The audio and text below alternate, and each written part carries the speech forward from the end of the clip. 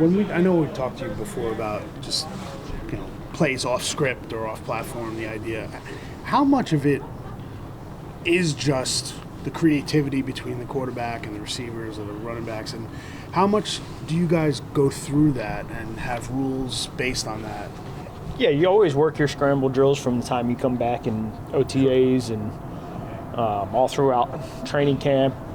You're trying to build those kind of neuro pathways for those guys to go ahead and kind of know what the soft spots are in the field when it happens. So, yeah, you coach it, you drill it, but the thing that we emphasize with it at the end of the day is, let your instincts take over, be a playmaker, don't be a robot. So I think there's a give and a take with that.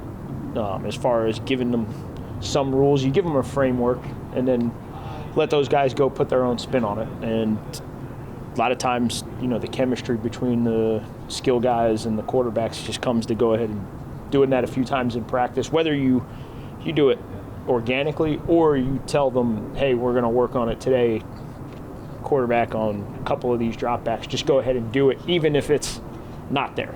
Because sometimes there's a perception that, well, if a quarterback's making so many off-script plays, then it's not the offense, it's the quarterback. But I've always learned that it is part of it is part of what you guys are doing, what you guys are coaching, and what's available in the specific offense. Yeah, teams talk about it all the time, that sometimes the second play is the hardest play to defend. There's a play called in the huddle, and then there's the second play that's off schedule. And those are a lot of big plays come from them. And I would definitely say that a lot of times it is, part of the quarterback driving it and having those instincts and having that playmaking ability. And I think you just look across the league, the guys who are the really, really good ones are able to do that consistently. You've seen the rushing yards decrease, and I'm sure other teams have seen what he did in the first 3 games. He had 50-plus yards rushing and, kept an eye on that and attacked that in a way. How much have you seen a different approach to handling, the off-script plays and the actual running of him the last couple of weeks? Yeah, obviously when teams get, some film on guys, they maybe make an adjustment here or there. I think Jackson's done a good job of understanding that and playing off of that. Again, it's a deal where when they're there, you take them. When they're not, you're kind of playing, we call it aggressive, not reckless, all the time in the quarterback room. So there's something that goes into that. I would say the situation plays into that too. First and second down, you're like, all right, I got more downs in me to go ahead and make a play. This one might be a throwaway because there's not as much there. This one, I might just run, go get what I can, get down, rather than it's got to have it situation where you want him to go ahead and press the issue. So there's give and a take with that. There's give and a take with what the defense is doing. I would say guys shadow him like a little bit. Nothing crazy. I wouldn't say it was. We got off to the sideline and be like, hey, this guy's watching you the whole time. I think more teams are just concerned about it just from a rush standpoint. Usually that's the first phase of it. But he's done a good job with it. There's a lot of fans concerned toward the end of the game about the beating he was taking. I mean, is that, I guess like with any quarterback, is that just kind of factor in somewhere or, Yeah, I think anytime Jackson's out there, he wants to go ahead and make a play for his team. Certainly, those things are talked about and all that. But putting the ball in his hands down there is something we've, kind of emphasized and talked about. He's done a good job with it. And, I think having our best players down there touch the ball is the most important part. And then he understands protecting himself down there. Things are tighter. Right. There's more bodies down there, and I think he understands that.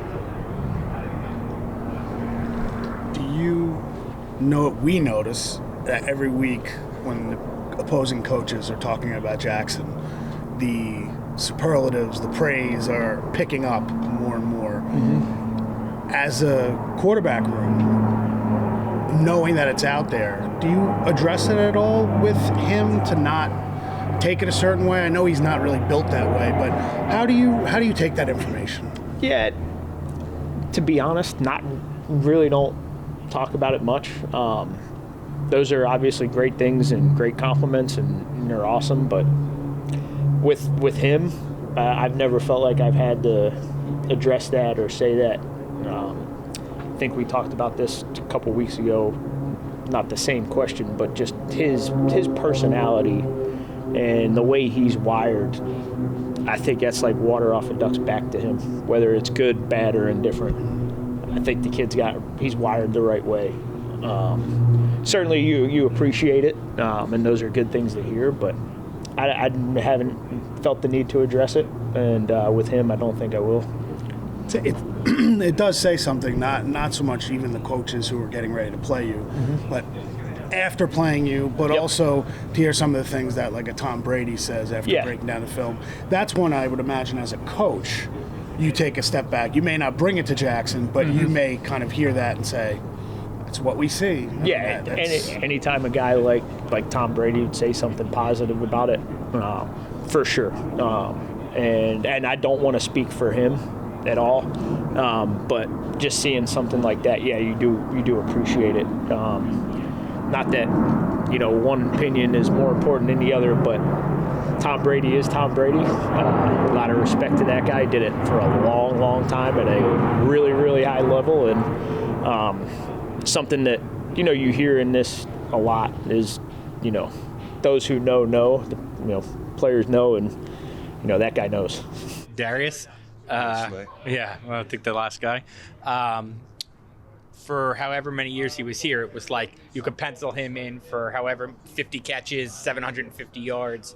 Obviously, he was banged up. But since Daniel left, whatever that was, week 10 last year, it feels like his numbers have gone down. Is that just he had a great connection with that quarterback and he's still trying to build it with other quarterbacks? Or what have you seen from Slay really going back to the end of last year? I would say that overall the body of work with Slay, as you said, has been really consistent. You know what you're getting with Slay day in and day out. He's got giant DNA pumping through his veins. Yeah. And when his number's been called, most of the time he's made those plays that we've asked him to make. I think, throughout the course of any season, there's an ebb and flow to those types of things. And whether it be new quarterback or just new pieces that are in the huddle with him, I mean, all those things factor into some of that. But, one of the reasons why he's here and is a captain is because of the way he comes to work and performs each and every Sunday. What skill set do you see from Ray McLeod? I mean, Ray's got a good resume in this league. I think he had 60-some catches last year in Atlanta, and very fast, instinctive route runner, can separate early and late in the down as well. He's got good quick hands, natural hands, and he's got some run after catch ability. Yeah. Is there anything you can do for a receiver like him who recently got here to help him contribute early when he's still trying to get the playbook down? What do you mean to help him contribute? So, for example, like if it's a quarterback, something like that, like I don't know if the acclimation period from a receiver who first gets here compared to maybe other positions is a little more challenging to get the playbook. So if his number is called upon and he needs to contribute, he can. That makes sense. I want to make sure. So you said that it's not hard to learn the playbook at receiver? No. I'm saying, can you make it easier? Well, there's no easy way. There are no shortcuts. Yeah. There just aren't.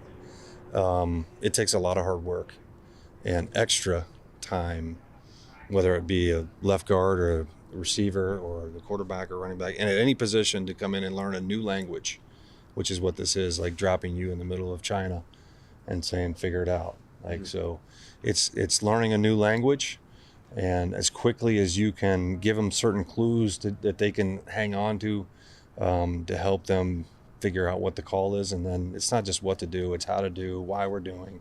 All of those things are factored into it on each and every play. And then you got to factor in the rapport with the quarterback, right? And that's always an accumulation of reps. This guy has been in the league a long time, and there's a reason for that. I mean, he knows how to play the position. He's very smart, and he has put and invested his own time, not just when he's in the building, but when he's outside the building, to make sure that mentally he's prepared for what we're asking him to do. And I got a lot of confidence he's going to play well.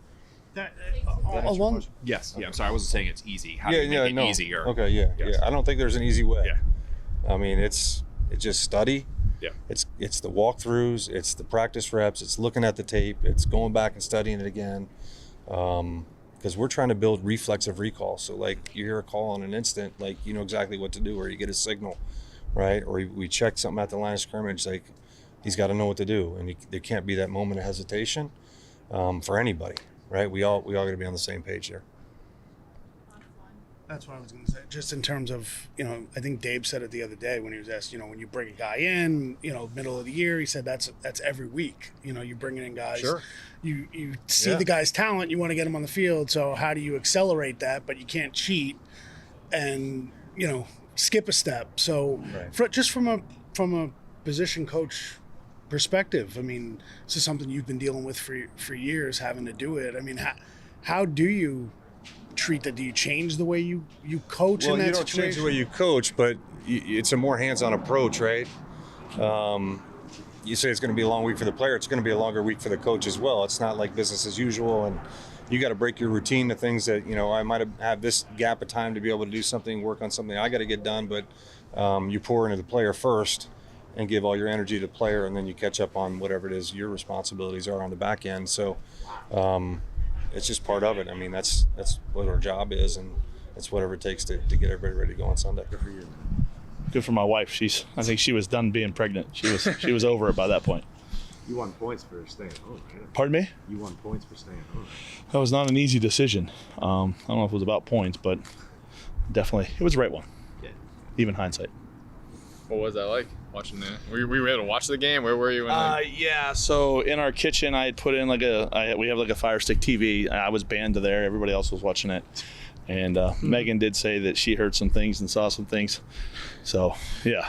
It's something I don't welcome. I hope, doesn't have to happen again. But it was for a just cause. Hayden learned some new words right out of the gate. Yeah. No, she wasn't there yet. Remember, we didn't go into active labor till Tuesday. But it was just so close. The doctors had given us an opportunity. Like, if she should have gone into labor, I wouldn't have seen it. So. Gotcha. How did you think Ferentz did with the group that game? Yeah. James is a tremendous coach. There's no question he'll be an O-line coach wherever he wants to be at some point. Great pedigree, great player. He sees it right. Guys said he did great on the sidelines, and it doesn't shock me at all. I think he's tremendous. He saves our butt every day. Really, truly, I appreciate you asking that question. I'm blessed to have him as an assistant, but he's really just like a co-line coach. How we treat him and how he works, how he works with the guys. It's awesome. You obviously have a long history with Jermaine. How much has he progressed from the guy you had in New England and to Vegas and to here? Yeah, I mean, I think Jermaine is a good example of a player staying the course and having, just like anything in life, all of us having some adversity, whether it's from exterior things or created internally, whatever it may be.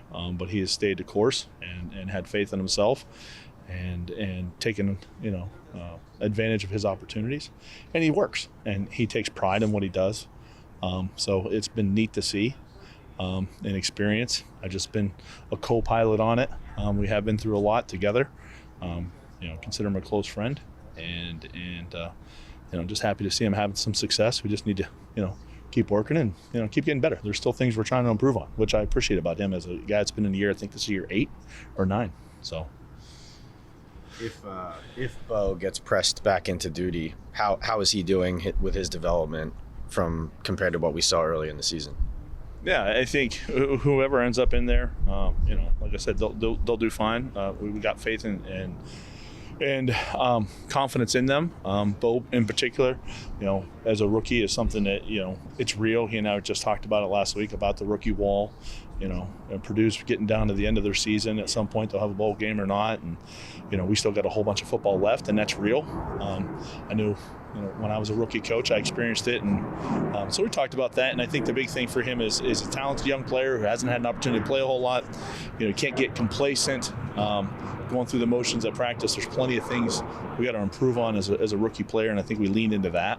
But whoever ends up being in there, depending upon what Jermaine's status ends up being, Jermaine's a guy that's played on no practice in the past, so we'll see how it works. But whoever ends up playing, they'll do well, including Bo. Is he working exclusively at tackle in practice? Who's that? Marcus. Marcus? Yeah, I mean, he's a guy that does have versatility for us. He's taken the majority of his reps at tackle. I mean, I know this is a hard question to ask you in like week 9 or whatever, but like, is your long-term outlook for him? Do you have it defined he is a tackle, or does the flexibility factor in when you look down the road? I think it would say, I mean, he has the tools to play tackle, but we'll see what his future holds. I don't think you want to typecast a guy this early in their career. Everybody always thought Jermaine was going to be a guard. And I think he's probably suited better at tackle. Not that he couldn't play guard. I think Bo's a guy who has some versatility with his athleticism and his build. But, as the wise man says, I don't know, we'll see. We'll see. I don't think I asked you this since the draft, but I think the one thing why people project him as a guard is probably the arm length. And I know that's kind of be a hot topic. Like, do you have a threshold where you have to have X amount of inches in your arms, or is that? I can remember early on Coach Belichick talking about arm length, and he had some choice words about it. I think there's guys that have the requisite arm length, and there's in your mind a thought at tackle. Okay, this is, but then you see them play and their capacity to overcome it. I think with Bo, it's a matter of technique and his athleticism that he can overcome some of that. That it's real. I mean, his arms aren't as long as others, but he doesn't play short-armed. Versus there's players that I've seen. When you watch their measurables and you think, wow, you assume they have short arms, and it's just the nature of how they play, whether it's biomechanically or just naturally, and hands are one of those things that I think are a natural thing. Bo uses his hands well, and he has a capacity to recover because of his athleticism, so I don't think you see it rearing its head as often as people maybe make it out to be.